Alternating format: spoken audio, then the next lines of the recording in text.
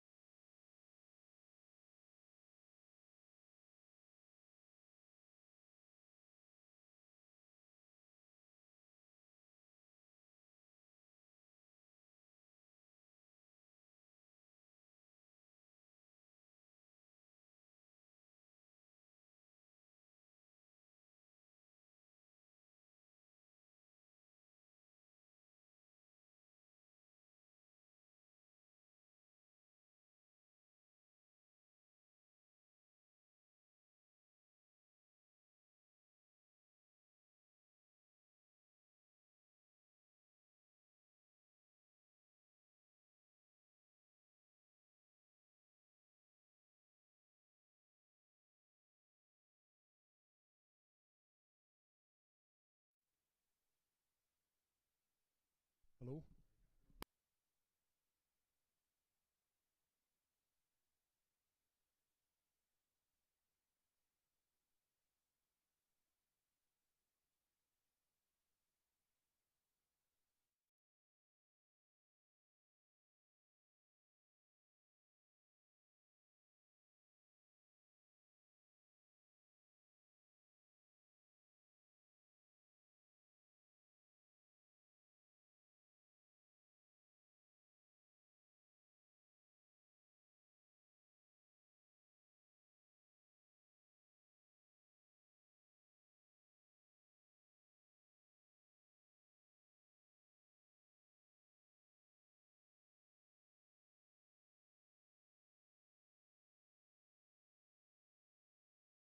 Right. Is this working?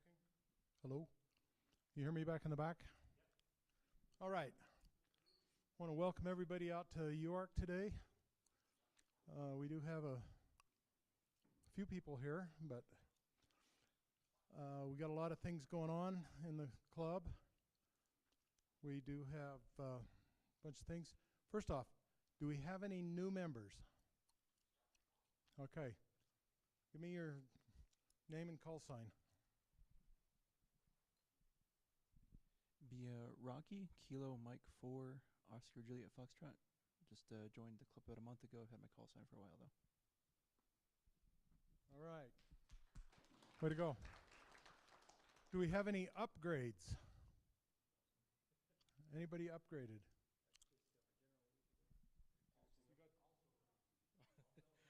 I had my technician for about 10 years, and then I got my general about 2 or 3 weeks ago. So. All right. Way to go. Good job. All right. Oh, I gotta go in the back. Rick, you're up. Anything you want to bring up on the books? Pretty much the same stuff. Reminder that you can get a 10% discount if there's something I don't have here that you want to special order. Typically available at the next month's meeting, or we can make arrangements if it comes in sooner. So other than that, we do have the club caps for $10. Save yourself from the summer sun. Okay. Yeah, we've got these club hats, and they come in blue and white, have the club patch on them. So make sure you avail yourself of that. And now we have a special announcement from Mel Parks. I want to express my appreciation for all of you VHF Society members who supported the swap meet 2 weeks ago. We had a very successful event, and we had many people come, and lots of neat door prizes, and a real good time. And again, everybody who's a society member, we really thank you for your support. Just so you know, our membership is approaching 1,000, and that really has helped us because all of your dues we use to support the society and all of the repeaters that we have. If you are a member and you haven't got your 2025 booklet, I've got them here. And if you would like to sign up and join, our dues are $20 a year, and your money from those dues goes to support the society. So thank you so very much for all of your support. All right. And we do have a few announcements. A couple of things coming up. Put on your calendar. We got Field Day. It's the third weekend in June, fourth weekend in June. And it's going to be at Payson Lakes. It's already set up down there. I'm assuming that the road is still intact. I haven't heard anything otherwise. That wiped us out a couple of years ago. And there will be the typical operating and hanging out and doing a lot of face-to-face conversations, and of course I think there's going to be a barbecue on Saturday, but I'm not sure exactly how big the pig's going to be. No, I mean, but we'll do something really fantastic for that, and it's a potluck, so you know it's going to be a variety of things. Also, I want to remind everybody the steak fry in July, and I don't remember the date of that. Do you? 19th. The 19th? July. Okay. We're not collecting for that just yet, but we have set aside the space up the spruces, and we're hoping to have a really good event with that. No. Okay, yeah, it'll be on the website for everybody that's online. Sign up, be up there early, enjoy the cool air, and it's a fun, relaxing time with some good food.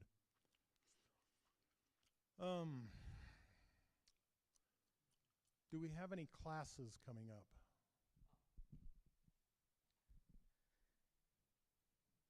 Yeah, for sure, I guess, if you insist. This is James, KK7AVS. What I've recently started doing for the Salt Lake Crossroads Amateur Radio Club, as well as my club here, what I've been doing is I've been doing technician classes via Zoom. I've been doing those every Monday night at 6:30. We just got our first one done. So if you are interested, shoot me an email at kk7avs@gmail.com if you want to join us next Monday, or if you want access to our study drive to look over our material and practice for that exam and get your ham radio license. Apart from that, I have started up general classes again as well. I do those every Tuesday night at 7 p.m. on the Crossroads VHF repeater. 147.160 megahertz, positive 600 kilohertz offset, and a PL tone of 127.3 hertz. So feel free to go ahead and check that out. But again, if you have any questions about any classes that I offer, or if you're interested in what Harriman or Provo has to offer as well, I'll go ahead and direct you in the right direction you need to go. But yeah, shoot me an email at kilo7alpha-victor-sierra@gmail.com. Okay, thank you. There is one other thing I just remembered. There's opportunities to be of service to the community and use your radio. Salt Lake Marathon's coming up. The Salt Flats 100 endurance race is coming up. There's a wild horse. You can find a lot of these in utahsag.org. That's utahsag.org. And they do ask for radio guys, and you are very well taken care of during those things, because you're the means of communication when they're 40, 50 miles away from anything. I mean, Salt Flats 100, I was at mile 33, and yeah, you look out west, all you see is salt. You look out east, and all you see is salt, and there's no cell service. So it gets fun. And there's a whole bunch of different races and marathons that use them. So go to that website and pick and choose what you want to play with. And we now have something else? Okay, hang on. Yeah, as well, one other thing I want to mention as well, within the next day or two, on the main front page of our website, I'm going to go ahead and set up our field day sign-up sheet. So it's getting close to where we got to start thinking about field day and start to get some planning done. But if you'd like, let's take a moment and talk to our field day chair, Adam.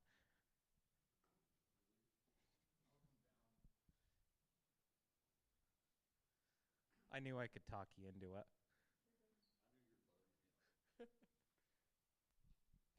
So field day will be June 28th and 29th this year. Again, like they said, at Payson Lakes. If you are interested in being on the committee, please do email me, kk7njj@gmail.com. That's Kilo 7 November Juliet. Like James said, we're going to have the sign-up sheet shortly on the website, just for general volunteers. If you have any questions, please reach out. Thank you, Adam. By the way, for field day, we need setup, takedown, operators, and people to hang out and enjoy being around a bunch of other crazy radio guys like us. It is a 24-hour event as well, so we need people to stay in the tents all night long. I'm willing to wake up in the middle of the night to come check on you, give you some food, some refreshment, whatever you need for sure. Maybe even come join you. Squirt you with a water gun? Oh. All right. And yeah, it's in June, but where we're at is 9,000 feet. It's cool. It's nice. 8,000? That's right. Yeah. Not up at Mirror Lake, I know. And if you go up there early, you can do some fishing too. It's right across the street. But it takes a lot of help to get the stuff down there, to set it up, and then on Sunday to take it down and put it all back where it belongs. So any help is appreciated, and we do enjoy, you can have a really good time. And we have a fantastic barbecue on Saturday. I keep saying that. Okay, we have as a special guest today. She's the assistant section manager and the youth coordinator for ARRL. That's Lisa Cook.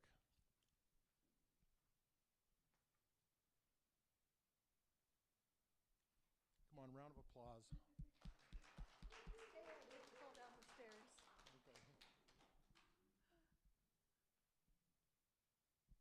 Okay, how do I get my laptop up? Well, I do that. Okay. You just go ahead and look into the camera and talk to all of our 12 viewers on YouTube, as well as everybody Jerry, else who here. abandoned me? Yes. Okay.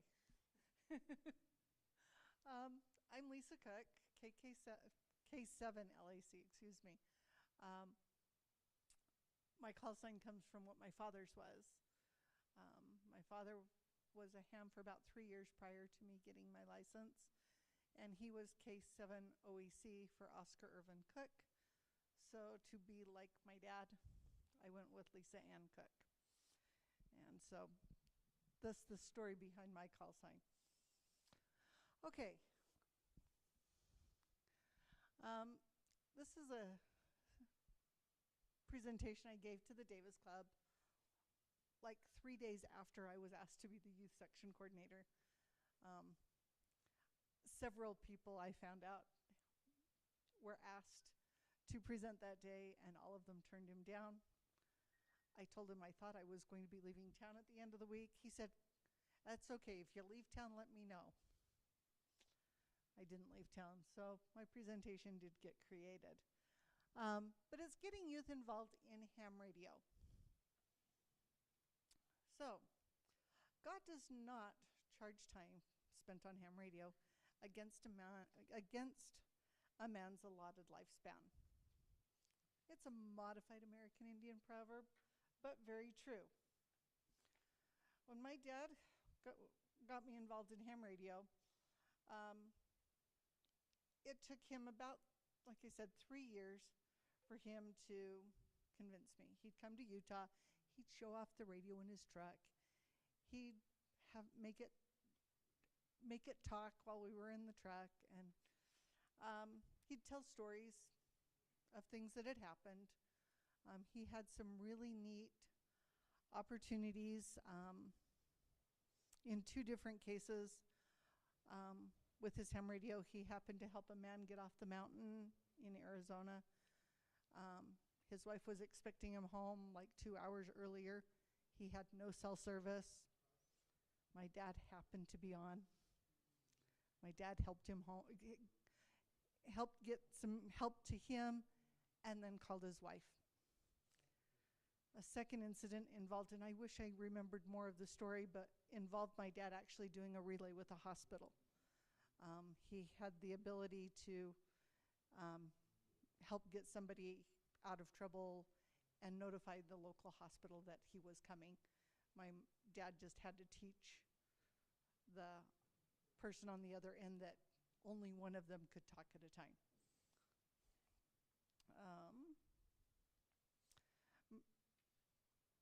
The 3rd year, my dad was encouraging me to get involved in radio. I suddenly felt an urgency. So I, as any good friend does, conspired and got another friend to come with me and get her license as well. And we both went through the class, took our test, both passed,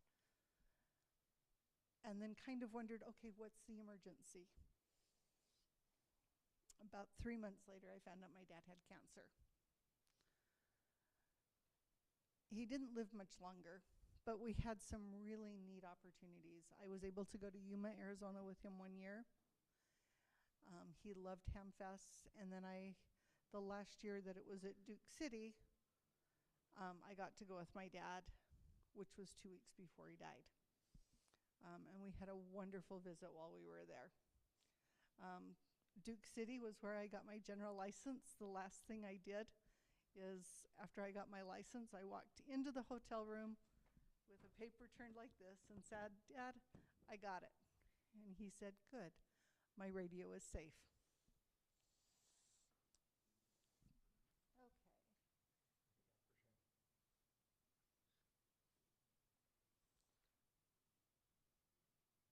Okay, so you know my why, but what got you involved in ham radio, and what has you continue to participate?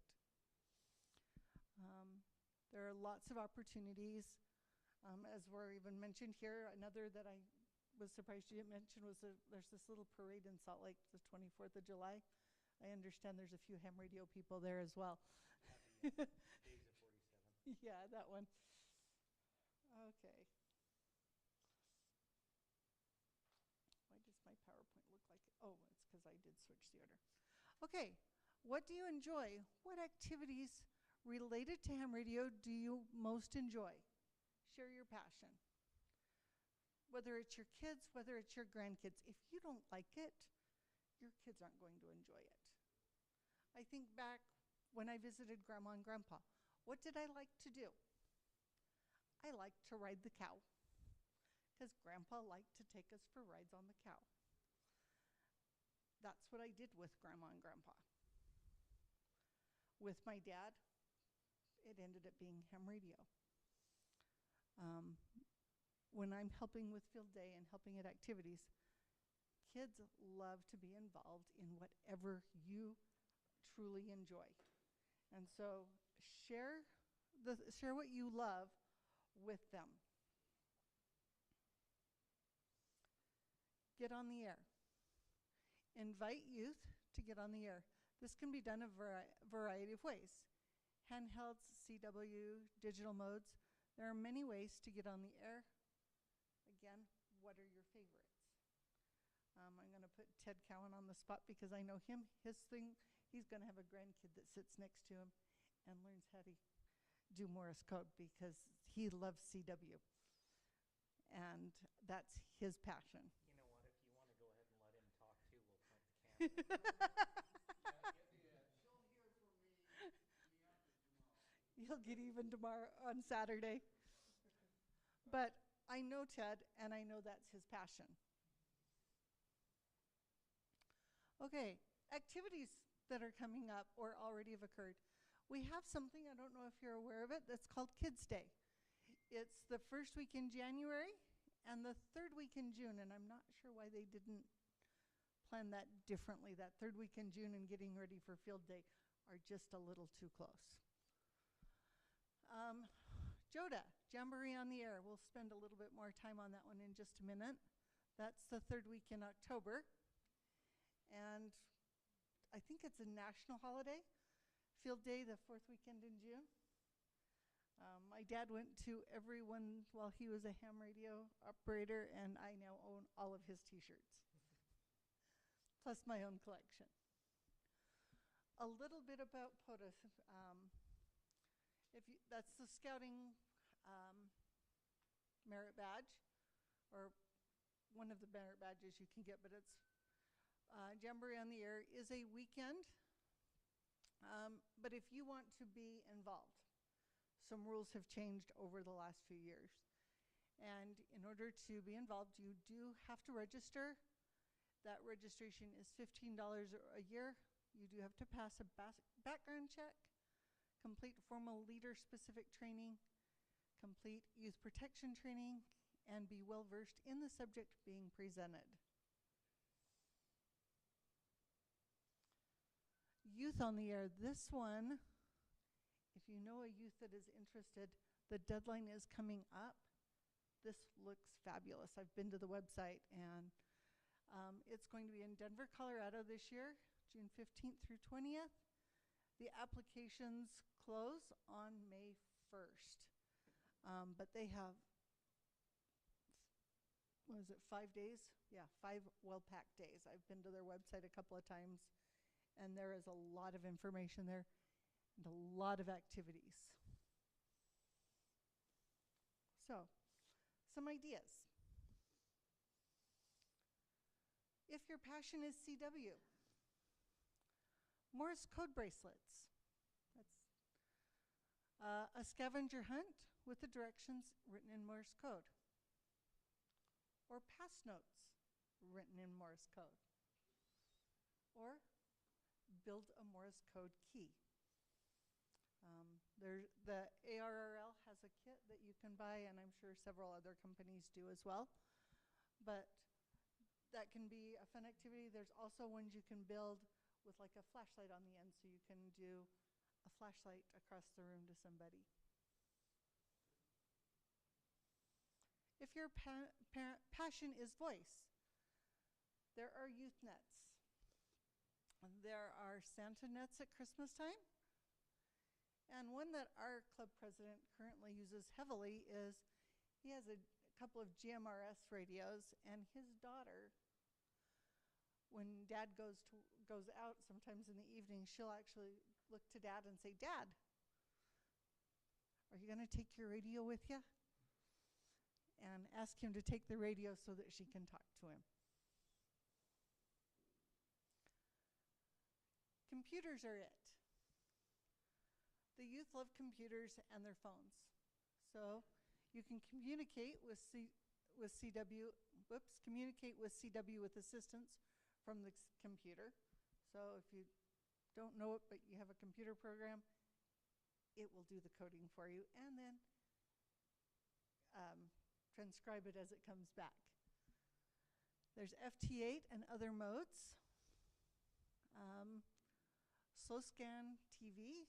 I've had the opportunity to participate with that one on one occasion. And something that I learned about at our last club meeting is something called remote ham radio. If you're an adult, it's pricey.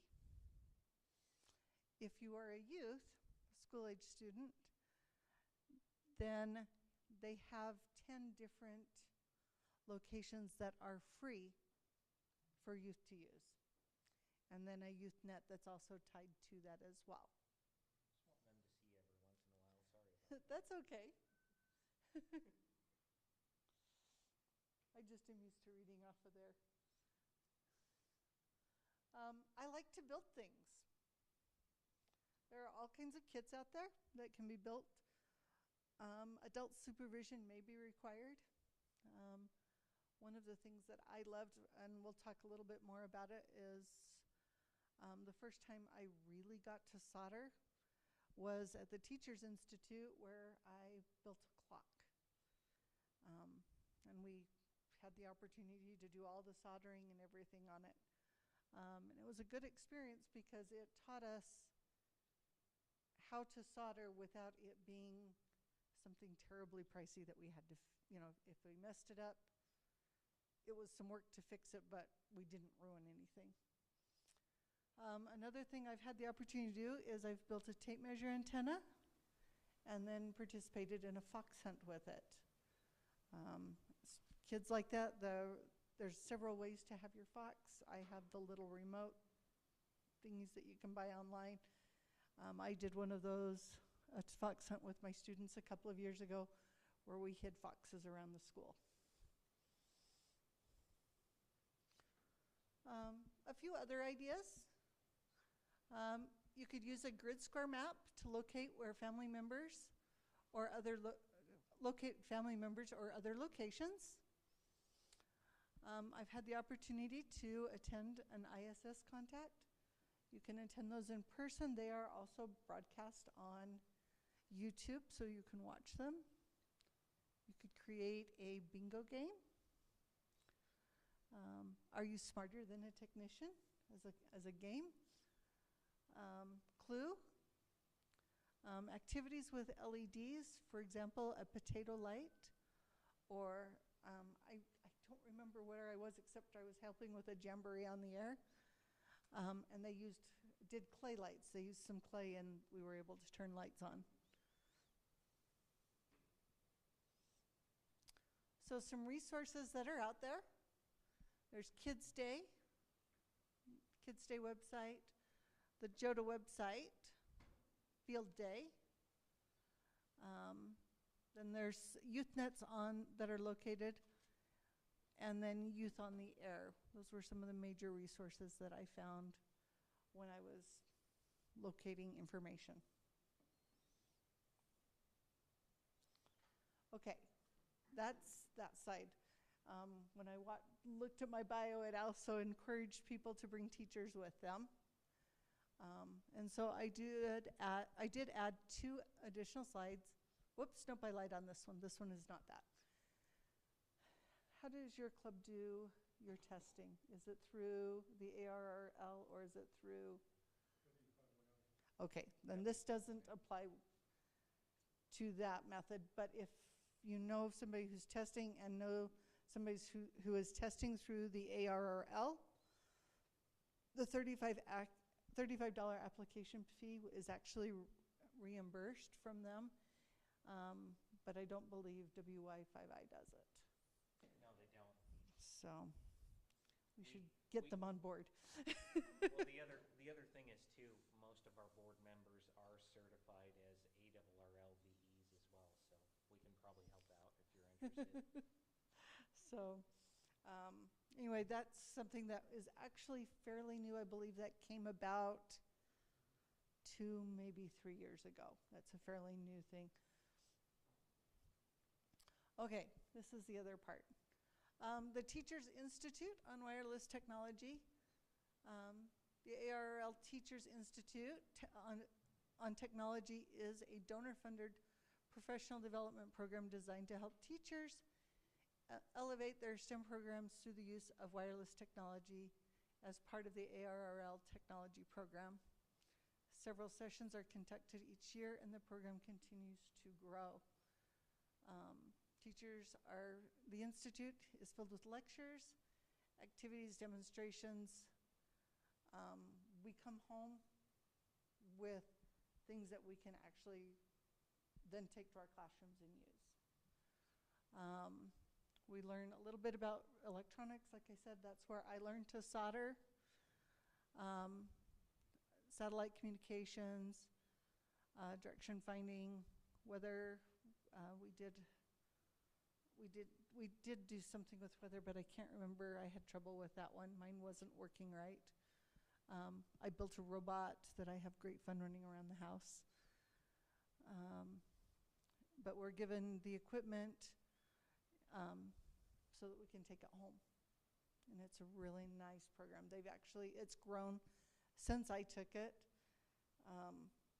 I'm going to hope I'm still accurate. I didn't have enough time to do a ton of research on the new updates. But T1, the introduction course, you don't have to have a call sign. You just have to be a teacher, and I believe it can be even a homeschool teacher or at a private school. And then they have added to that, and I do have the dates. Oh, I didn't put the other classes. They have one on ballooning, one on sensors, and one other one. I can't remember what it was. But they've now got 3 different classes that you can participate in after you take the first one. If somebody you know is interested, however, for this summer, for June, July, and August, the deadline is April 30th. And then they'll have another section in the fall in October. If you know somebody who's a teacher who loves science, I would 100% encourage them. They don't even have to be a science teacher. They just need to have a passion for STEM. When I went, one year we had a special ed teacher. Actually, both years we had a special ed teacher. There was a Spanish teacher, several math teachers, math and science teachers, but you could teach any subject and they will consider you. It doesn't have to be a math teacher or a science teacher or a STEM class. You just have to have an interest in trying to use it in your classroom. What questions can I answer? Yes?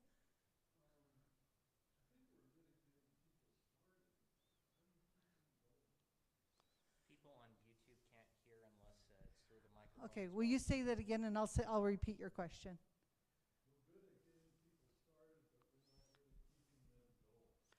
Okay, he said, we're good at getting people started in ham radio and we're having trouble keeping them going. And I will fully agree. I will tell you, my opinion is get them involved. It's easy to come and it's easy to disappear into a seat. And if you don't feel like it's important to be there or that you're wanted or needed, it gets harder to come. Yes?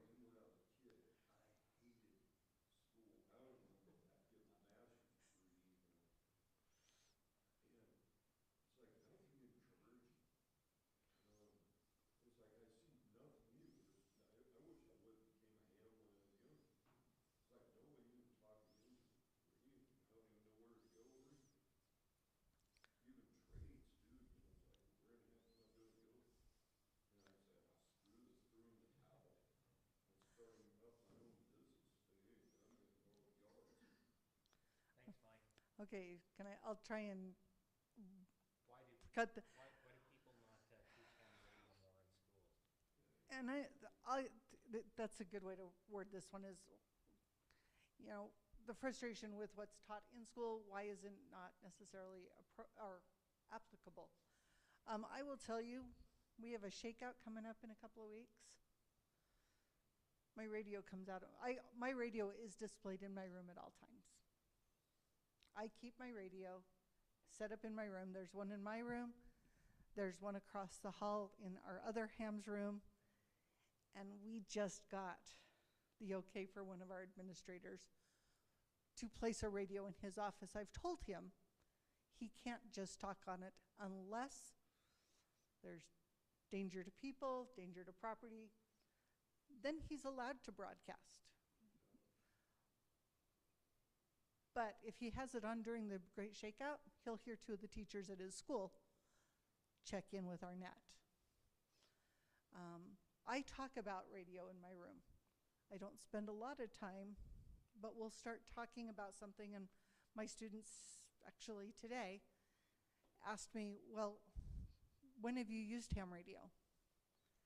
And I said, oh, remember that little windstorm we had when school was canceled up in Davis County? I said, one day I was at this church, one day I was at this church. On Sunday they called me and begged me to come and help, and I said, okay, I'll help. Give me power and internet, and I'll come, because I hadn't done any schoolwork in days. So I try and make my ham radio visible. They do see me at parades and activities where I am being involved. But ham radio can coexist with curriculum that's out there, but there isn't a curriculum approved by the state for like a ham radio class. I could probably start a ham radio club if there was enough interest, but to have it taught in class, in school, there's not a curriculum that really would fulfill that. So, yes. I'm actually going to come up to you.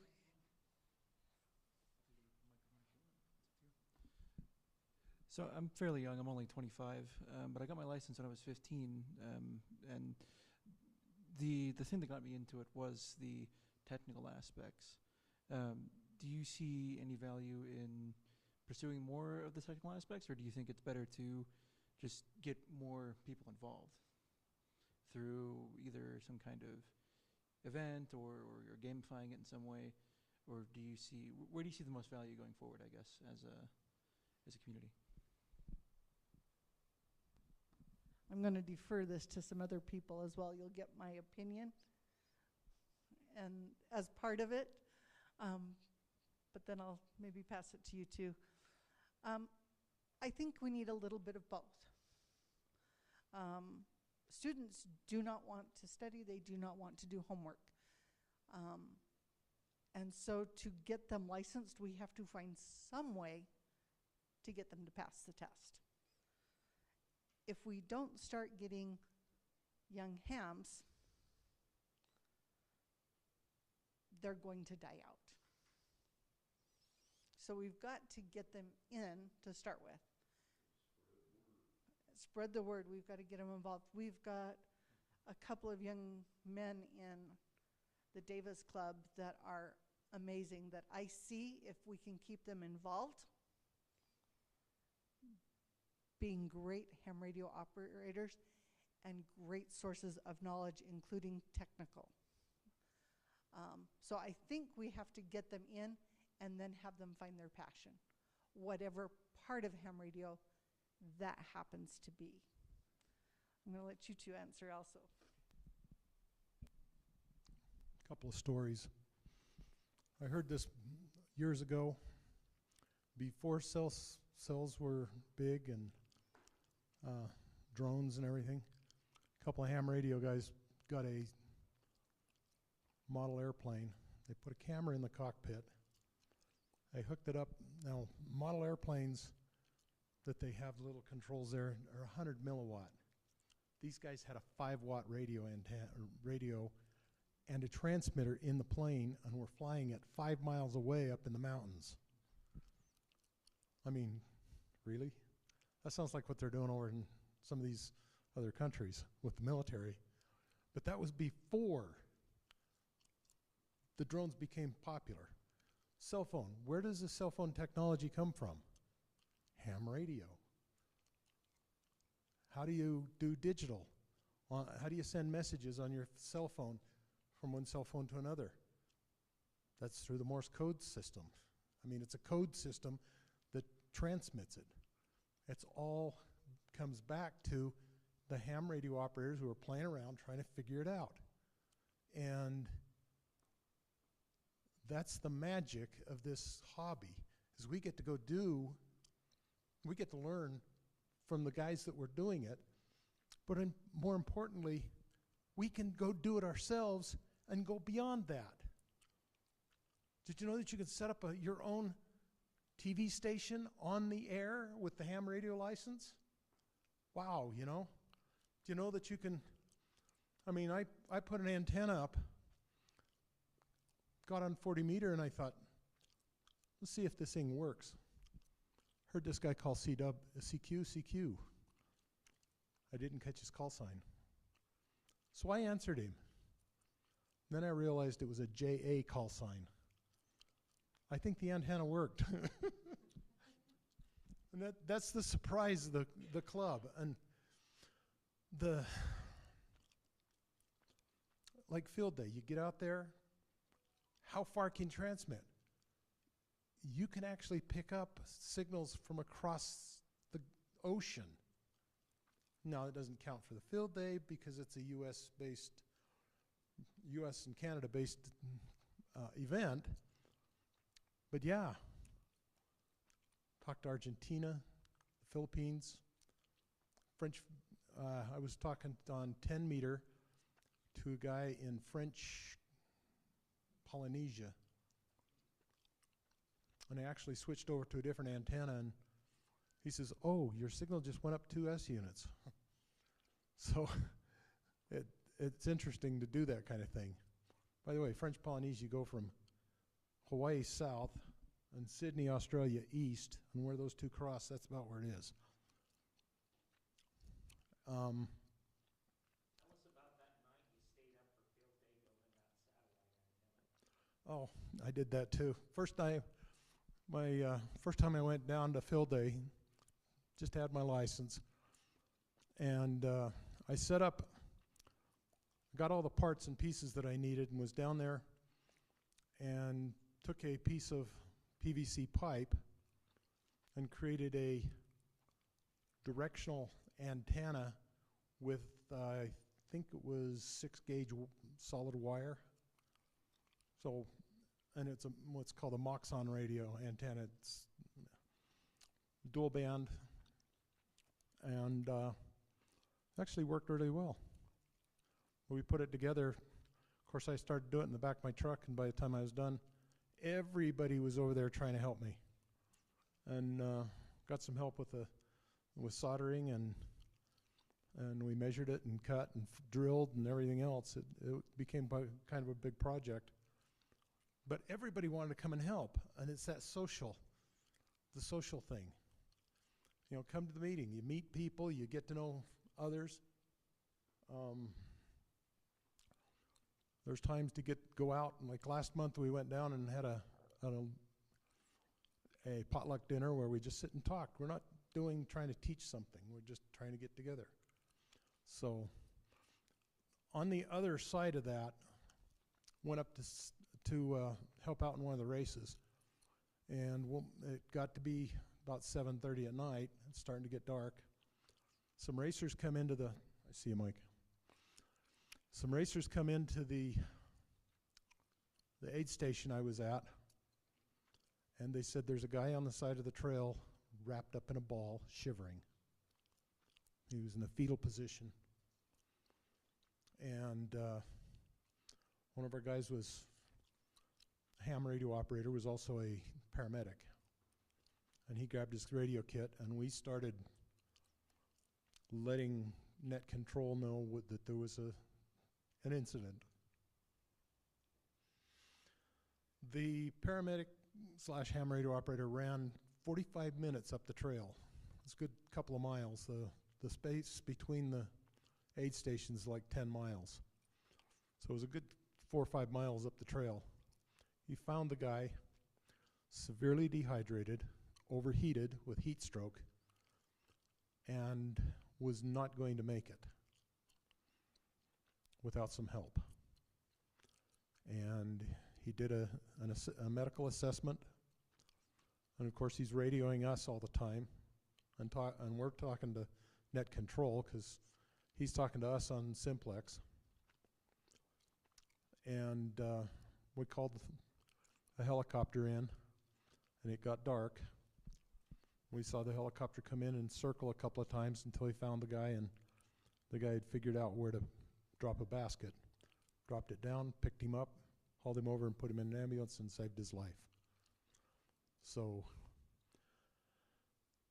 that goes from the fun to very serious.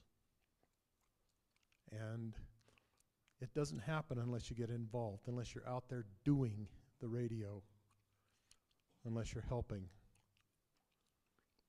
So, all right. Mike had a question. Yeah, 1 second here, but yeah, let's go ahead and finish off here with the technical aspect and the side of that in the hobby. Apart from doing all the fun stuff, you're able to send text messages, video, you can do emails, you can do all sorts of fun stuff. You can send your GPS coordinates over the radio, maps, fax, quite a few other different things for sure. But one of the fun things for sure is actually using satellites as well. I mean, ham radio operators have been launching satellites for quite a long time as well, so those are up there and you can communicate with them as well. But there are just so many things in the technical aspect of the hobby. A lot of people can build radios from scratch, and it doesn't take too terribly much, only just a few simple components to build a simple radio to get your foot in the door. Maybe even you might check out a crystal radio or things like that, or some of the other stuff, but we're home brewers, we're pioneers, and we come up with all sorts of stuff. I mean, we helped develop the internet, television, and quite a bit of the communications infrastructure for what we do have currently today. We did play a part in that, even space communications, really. So we did help out with that, but being a part of the technical aspect of the hobby, for sure, if you want to get into electronics, if you want to introduce your students to a Raspberry Pi, and definitely do that for sure. You can hook that up to a simple 2-watt handheld radio, and you can send an email, and you can do all sorts of fun stuff. So there's definitely a lot of cool things in the hobby for sure. Mike, I'll go ahead and answer your question, and we'll turn things back over to our presenter here. Sorry about that. Oh, you didn't have one? Oh, crap, Mike, go ahead.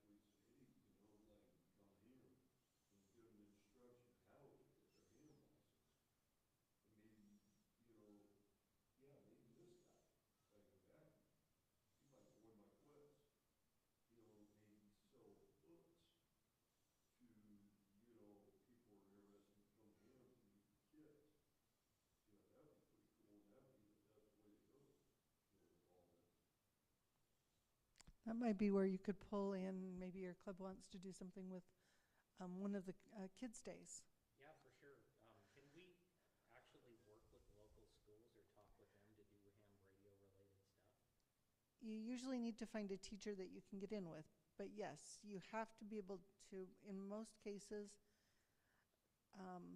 probably pass a background check.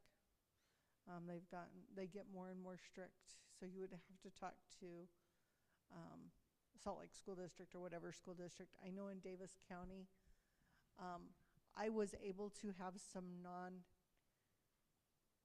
non-district personnel, but for every person that I had, they were partnered with somebody who was a district employee who had passed everything. So when we did our fox hunt, I had several people from my club come and join us, and then I had several other teachers there that I paired them with so that they could help in the activity at school, which was really quite nice, and it was a lot of fun. We had 4 different foxes hidden throughout the school grounds.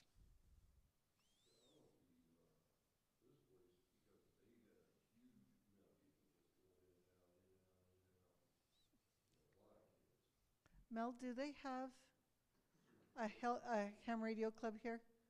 We do have a University of Utah Amateur Radio Club. We've just organized it this year, and the students are quite enthusiastic about it. They're working together with a CubeSat group to put a satellite up, and they're working on it together as a team. And so there's some of the club members, many of the ham club members don't have licenses yet, but the one thing that's very attractive to these students is if they get their ham radio license, they can sign up to get an ARRL scholarship. And that is something that hardly any students or hams in Utah have ever taken advantage of. Okay, I'll try and abbreviate the answer. We asked Mel whether or not there was a radio club here on campus at the University of Utah, and yes, there is one. It is very active. It is growing, and they are getting ready to try and get a satellite. Probably later this year? It'll probably be next year. Next year. With NASA. Okay. Weber State University also has a ham radio club as well. Can I tell you about another youth club? You bet. Absolutely, for sure. I'll try and stay in the camera as best I can, but let's go ahead and show you my laptop here and what we got going. Okay. So I do want to give a special shout out to the Salt Lake Youth Amateur Radio Club. KK7MNN Jackson, as well as KK7GKG Elijah, and their group, there's definitely a lot of others working on it, have started the SLY ARC Amateur Radio Club, the Salt Lake Youth Amateur Radio Club. So if you just Google SLY ARC, they do have a Google website which you can go ahead and check out. It's a ham radio club here in the Salt Lake Valley for kids and teens under the age of 18. Plus, apart from that, dues are $5 a year, I believe. They're probably going to kill me for that. I don't know exactly what it is, but I believe dues are $5 a year for kids. But you know what? If you're an adult and you want to join the club, they'll go ahead and take your money for $10 a year if you're over the age of 18. But feel free to go ahead and check these kids out and see what they're doing and help them establish their club and get things started. So go ahead and do a Google search for SLYARC and the Salt Lake Youth Amateur Radio Club and check out what they're doing. But Elijah Jackson and their group there, they're definitely putting a lot of work into this. They're building repeaters.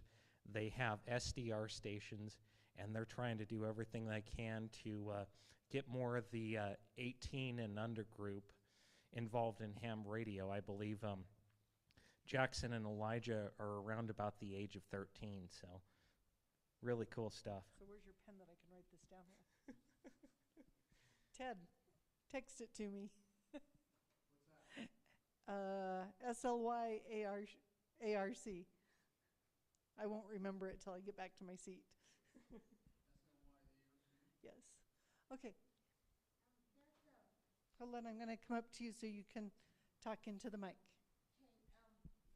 There's a Carol Perry, and she has been teaching students for years and years, and she's in Staten Island, New York, and she just talked to the principal and told him this will learn science, they'll learn math, she's been doing it for years, and I don't know, she might, I'm sure ARRL knows of her. She's very famous. She has, she's worked with kids. She's even got kids that hated school and didn't want, and she got them into ham radio, and they were excited. They were running to the chalkboard. Where is this located? We got to find out where, because they talk all over the world on the radio, and so it's been really neat. I think she's still doing it. I don't know if she's retired but it's been going on for years. And then the ham radio, I don't know if you, the news line, they have, every year they want you to sign up a child or somebody that's done something in ham radio towards getting others interested in the hobby, or if you can nominate somebody that maybe has done something in ham radio, and then you get all kinds of prizes if they pick you, and they do it every year. They start, I think the 30th of June is the deadline. If you have a student or so that has to be under 18 and down, but if you want to get involved in something like that, that's something really neat too. It's great opportunities as well.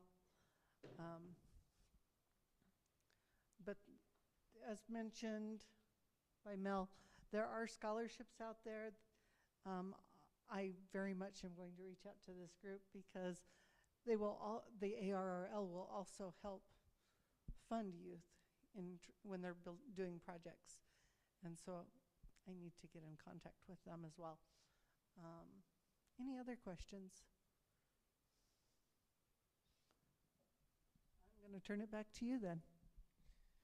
Thank you so much.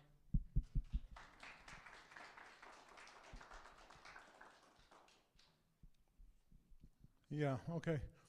The next event is actually a week away, the Shakeout. And that will be a ham radio connection. So go on to the Great Salt Lake Shakeout website and participate. And you don't even have to go anywhere. So that's great. We want to invite you out to the next meeting, which is next month. It's the second Thursday.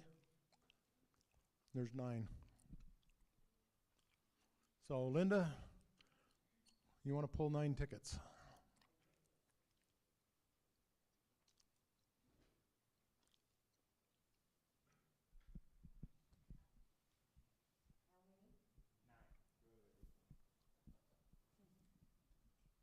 And these are for prizes worth up to dollars. Hundreds of pennies, as Noji would say. Yeah.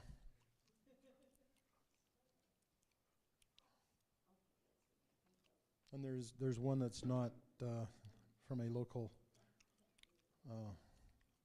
place. All right. You want to read them? We just need to check and make sure. We do have one visually impaired person, AI7UG, if you want to help her pick a prize. Okay. AI7UG. Go ahead and tell her what's available and let her pick. Okay.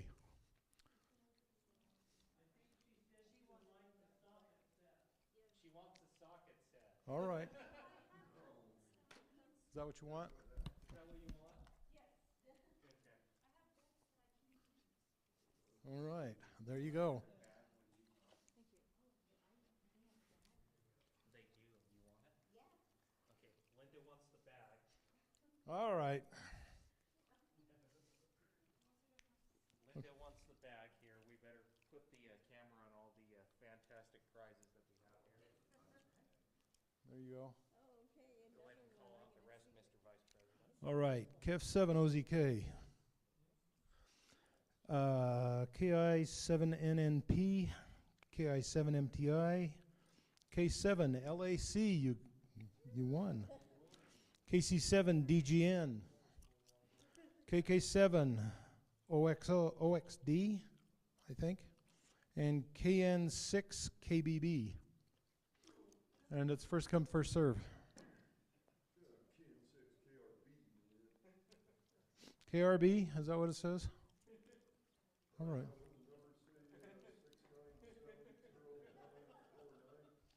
948.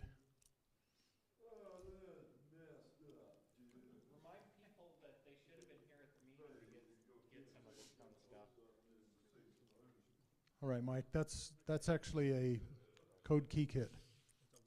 It's a CW trainer kit.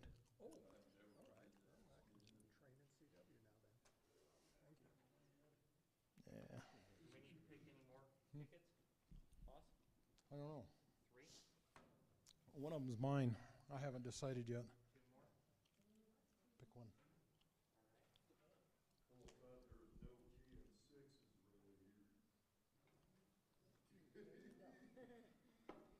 All right, we have Mark, KD7YIU, and Luke, KA7 Lima India Romeo.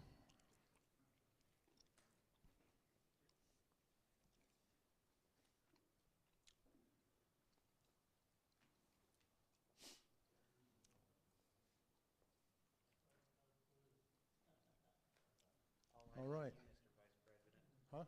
All eyes on you, Mr. Vice President. Okay. I appreciate everybody coming out today.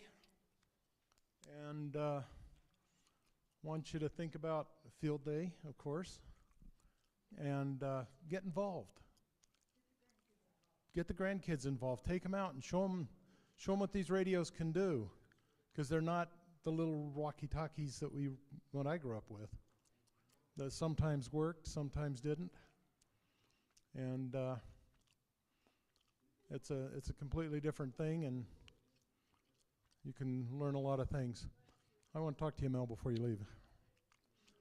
All right, that would be it for tonight. We'll see you next month.